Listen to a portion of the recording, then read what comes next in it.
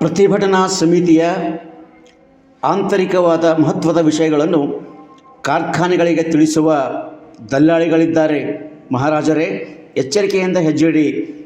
ನಗರದಲ್ಲಿ ಸಾಮಾಜಿಕ ಕಾರ್ಯಕರ್ತ ಲಕ್ಷ್ಮೀಕಾಂತ್ ಹಿಂದೊಡ್ಡಿ ಮನವಿ.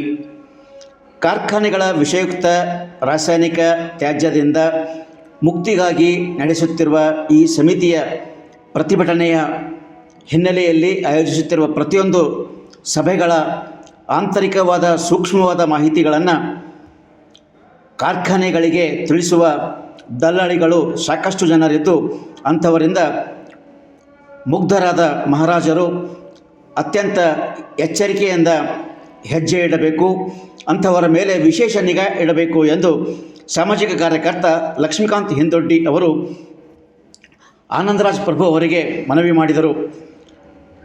ಸಮಸ್ಯೆ ಬಗೆಹರಿಸುವ ಹಿನ್ನೆಲೆಯಲ್ಲಿ ಹಳೆ RTO ಚೆಕ್ಪೋಸ್ಟ್ ಕಚೇರಿ ಹತ್ತಿರ ಮಂಗಳವಾರ ಹಮ್ಮಿಕೊಂಡಿದ್ದ ಬೃಹತ್ ಪ್ರತಿಭಟನಾ ಸಂದರ್ಭದಲ್ಲಿ ಲಕ್ಷ್ಮೀಕಾಂತ್ ಹಿಂದೊಡ್ಡಿ ಅವರು ಮಾತನಾಡಿದರು. ಇಲ್ಲಿ ಕೆಲಸ ಮಾಡುವಂತ ಇಲ್ಲಿ ಏನು ಬರ್ಸದ ಎಲ್ಲ ನಮ್ದದಾರಿ, ಲೇಬರ್ಗಳು ನಮ್ಮವ್ರಿಲ್ರಿ, ನೆನಪುಕೋರಿ.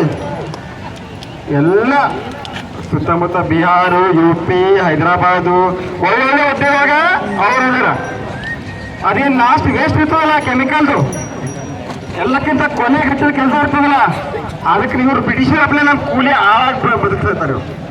ಬಂದರೆ ಇವ್ರಿಗೆ ಹೆಲ್ಪ್ ಆಗತ್ತದ ನಮ್ಗೆ ಇಲ್ಲ, ಉಲ್ಟಾ ನಮ್ಮ ಜೀವ ಇಟ್ಟಿಗೆ ಅಂತ ಕೆಲಸ ಮಾಡ್ತಾರೆ.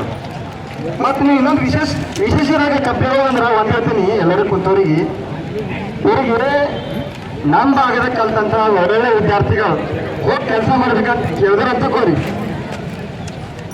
ನಾವೊಂದು ವರ್ಡ್ ಭಾಳ ನಾವು ಅರಿವಿ ಮಾಡಕ್ಕೆ ಶಿಕ್ಷೆ ಕೊಡಲ್ಲ. ಇವ್ರಿಗೆ ಲೆಟ್ರ್ ಪ್ಯಾಡ್ ಬೇಕ್ರಿ, ಜನಪ್ರತಿನಿಧಿಗಳು ಲೆಟ್ರ್ ಪ್ಯಾಡ್ ಬೇಕು ನೋಡ್ರಿ. ತಿಳಿಸಿರಿ ನಮ್ಮನ್ನ, ಕುಂತೀರಿ ನಮ್ಮ ಜಾಗದಾಗ. ನಮ್ಮ ಜನ ಯಾರ ಚಂದ ಕಲ್ತು ನಿಮ್ಮ ಕಂಪ್ನಿ ಕೆಲಸ ಮಾಡ್ತೇವೆ ಬಂದ್ರ ಅವ್ರ ಲೆಟ್ರ್ ಬರ್ತವಂದ, ಇದೊಂದು ಲೆಟ್ರ್ ಬರ್ತವಂದ, ಇಲ್ಲೊಂದು ಲೆಟ್ರ್ ಬರ್ತವಂಬ. ಈ ನಮ್ಮ BSc BCA ಕಲ್ತಿರೋ BTech ಕಲ್ತಂತ ಹುಡುಗ ಇವ್ರು ಲೆಟ್ರ್ ಪ್ಯಾಡ್ ತರೋದಾಗೆ ಜಿಂದಿಗೆ ಹೋಗಿರ್ತವ್ರಿ. ಇನ್ನು ಕೆಲಸ ಯಾವಾಗ ಸಿಗ್ತದ?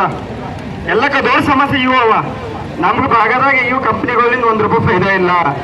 ಮತ್ತು ಕೆಲವೊಂದಿಷ್ಟು ರಾಜಕೀಯ ಜನಪ್ರತಿನಿಧಿಗಳು ಹೇಳಿದ್ರು ಪಾಪ ಎಲ್ಲ ಕಂಪ್ನಿಗಳಿಗೆ ಬಂದ್ ಮಾಡೋಕ್ಕಾಗಲ್ಲ ಅಂತೇಳಿ. ಖರೆ ಅದ ನಿಮ್ಮ ಮಾತು, ಎಲ್ಲ ಕಂಪ್ನಿಗಳಿಗೆ ಬಂದ್ ಮಾಡೋಕ್ಕಾಗಲ್ಲ. ಯಾವ ಕಂಪ್ನಿಗಳಿಂದ ಇವತ್ತು ನಮ್ಗೆ ಅನಾಹುತ ಅನ್ನತ್ತದ, ಯಾವ ಕಂಪ್ನಿಗಳಿಂದ ಇವತ್ತು ವಿಷ ತ್ಯಾಜ್ಯ ನೀರು ಹೊಂಟದ, ಆ ಕಂಪ್ನಿಗಳಂತೂ ಬಂದ್ ಮಾಡಿಸ್ಬೇಕಾ? ತಮ್ಮ ಕೆಲಸ ಅದ ಮಾಡ್ತೀವಿ. ಅದ್ರ ಬಾಳ ಇಲ್ಲ ಕುಂತಿದ್ದೇವೆ ಅಂದ್ರೆ ಈಗೇನು ಫ್ಯಾಕ್ಟ್ರಿ ನಡಿತಾವ ಮುಂದ, ಆ ಫ್ಯಾಕ್ಟ್ರಿಯಾಗ ನಮ್ಮ ಮಕ್ಕಳಿಗೆ ಕೆಲಸ ಕೊಡುವಂಥ ಕೆಲಸ ಆಗಬೇಕು. ಬರೀ ಲೇಬರ್ ಬಾಸ್ಕೊಳ್ಳುವಂಥ ಕೆಲಸ ಆಗಬಾರ್ದು. ಹಿಂದಕ್ಕ ಭಗತ್ ಸಿಂಗ್, ಸುಖದೇವ್, ರಾಜ್ಗುರು ಅವರೆಲ್ಲ ಹೋರಾಟ ಮಾಡ್ಬೇಕಾದ್ರೆ ಈ ಕಳ್ಳರಿಗೆ ಮುಚ್ಚಿ ಕೆಲಸ ಮಾಡ್ತೀರ್ರಿ. ಅವತ್ತು ನೀವು ಸಂಸ್ಥಾನದಾಗ ಮಹಾರಾಜರು ಬೇಟಕ್ ಕರೆದಿರು, ಮೊದಲನೇ ಬೇಟಕ್ ಆ ರೀತಿ ಹೋರಾಟ ಮಾಡಬೇಕು, ಈ ಹೋರಾಟ ಹೆಂಗಿರಬೇಕು, ಈ ಹೋರಾಟ ನಿಂತದ ನೆಕ್ಸ್ಟ್ ಲೆವೆಲ್ನಾಗ ನಾವು ಏನು ಹೋರಾಟ ಮಾಡ್ಬೇಕು ಅನ್ನೋದೊಂದು ಎಲ್ಲ ಅವರೊಂದು ಪ್ರೀ ಪ್ಲ್ಯಾನ್ ಮಾಡ್ಕೊಳಕ್ಕೆ. ಆ ಪ್ರೀ ಪ್ಲ್ಯಾನ್ ಒಳಗೆ ಈ ಕೈಗಾರಿಕಾ ಕಂಪ್ನಿಗಳು ಮಾಲೀಕರದ ಚೇಲಗಳು ಬಂದು ಕುಂತಿರು. ಯಾಕಂದ್ರೆ ಇಲ್ಲಿ ಏನೇನು ನಡೀತದ, ಇವ್ರು ಹೋರಾಟ ಪ್ರಕ್ರಿಯೆ ಹೆಂಗಿರ್ತದ, ಅದಕ್ಕಿಂತ ಮುಂಚೆ ನಾವು ಯಾರಿಗೆ ತಾಕ್ ಮಾಡಬೇಕು, ಅದಕ್ಕಿಂತ ಮುಂಚೆ ಅವ್ರನ್ನ ಯಾರಿಗೆ ಗೋಡೆ ಹೊಡಿಬೇಕು, ನಾವು ಯಾರೇ ಕೊಟ್ಟಿದ್ದೆ ಅವ್ರಿಗೆ ಹೆಂಗೆ ವಾಪಸ್ ತಗೋಬೇಕು, ಇದೆಲ್ಲ ಮೊದಲನೇ ಪ್ಲಾನ್ ಮಾಡ್ರು. ಅದಕ್ಕೆ ಇವತ್ತು ಮಹಾರಾಜರಿಗೆ ಏನಾಗ್ತದ, ಅವರು ದೊಡ್ಡ ಸ್ಥಾನ ಕೊಡ್ತಾರ, ಅವ್ರು ಇಡೀ ಜನರಿಗೆ ತೊಗೊಂಡು ಹೋಗ್ಬೇಕಾಗ್ತದೆ.